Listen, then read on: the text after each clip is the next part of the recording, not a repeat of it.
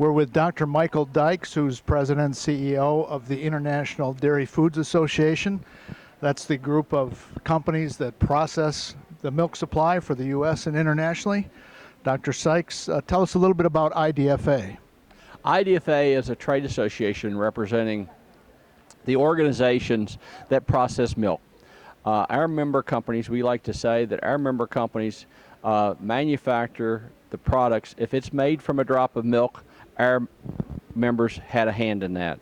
So we have proprietary members, we have dairy farmer-owned co-ops, we have multinational corporations, we have the major food retailers because they also process their own dairy case. We've recently changed our organizational design to an organization that is composed of an executive council and then 5 different segments. Segment for fluid milk, a segment for ice cream, a segment for cheese, a segment for yogurt and cultured products, and a segment that represents dairy-derived ingredients, which would be butter, lactose, whey, infant formula. So if it comes from a drop of milk, we have a membership that represents that. In the information that you distributed leading up to this meeting, you had details about the economic impact of this dairy industry, both in the U.S. and California. Just give us a thumbnail sketch of the impact economically. Well, here in California, we have nearly 500,000 jobs. It's about a $100 billion economic impact. And across the U.S., we are about 3 million jobs as it relates to our dairy industry. Jobs, economic development, we are major contributors. The food processing manufacturing industry in the U.S. is the largest employer in the U.S. So we often talk about automobiles and other sectors. Food processing manufacturing is the largest employer in the U.S. Speaking with the Central California Congressional Delegation, I'm sure the topic of trade came up. Particularly USMCA. Where is the IDFA on, what's your view of the trade issues and what the priorities need to be? Great question, Joel. And first, let me just give a context. Today, about 15% of our dairy production is exported. That's about 1 day's milking out of the week. 1 day's milking every week goes to the export market across the U.S. Here in California, that's probably closer to half of the production goes to the export markets. USMCA ratification is a major, major issue for our trade association.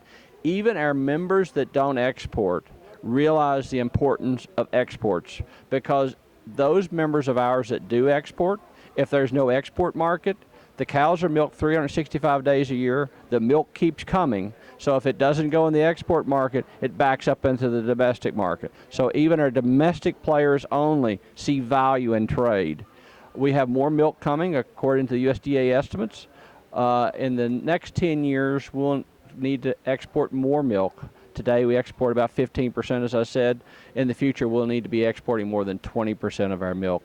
USMCA ratification is a major issue for us, and we're urging the 3 members from the Central Valley to get ratification before Christmas holidays. These 3 members are supportive. Congressman Costa especially has been a lead champion on ratification of USMCA, and he's been a tremendous supporter of the dairy industry, as have Congressman Cox and Congressman Harder. The issue of plant-based dairy or imitation dairy products, as well as perhaps some people think of more concern as the lab-created protein products, where does IDFA sort out on those issues of the other beverages? Our members have discussed that. We've discussed that. We've supplied comments to FDA on that. Our belief is that the FDA needs to make a decision on those kinds of things. The policy, food labeling policy in this country for years has been based on truthful and not misleading. And we are waiting on the FDA to decide what they're going to do about these topics. And we've supplied comments, others have as well. We'll follow the FDA decision on truthful and not misleading.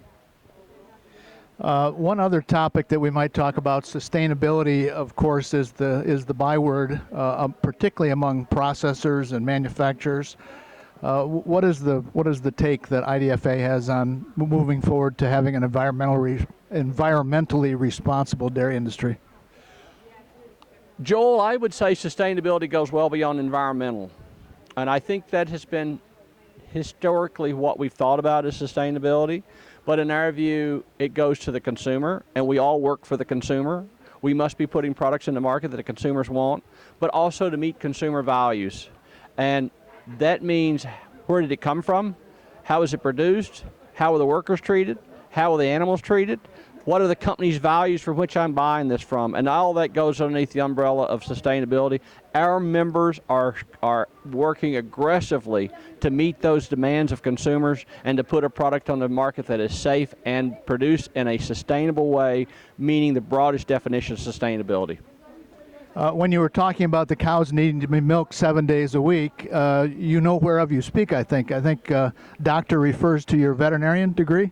I was a dairy practitioner for 6 years. I milked cows as a kid. I grew up on a dairy farm. I started milking cows when I was 5 years old, milked by hand, my mom, dad, and I. And I went to veterinary school at Auburn University, and I was a dairy veterinarian for 6 years. I did about 200 rectal exams every day on dairy cows. I've been there, I've done that, Joel. I know where milk comes from, and I now know where milk goes to. Thank you very much. We've been speaking with Dr. Michael Sykes, President. I'm sorry, yes. Dykes. Dr. Michael Dykes, President and CEO of the International Dairy Foods Association. Thank you. Thank you, Joel.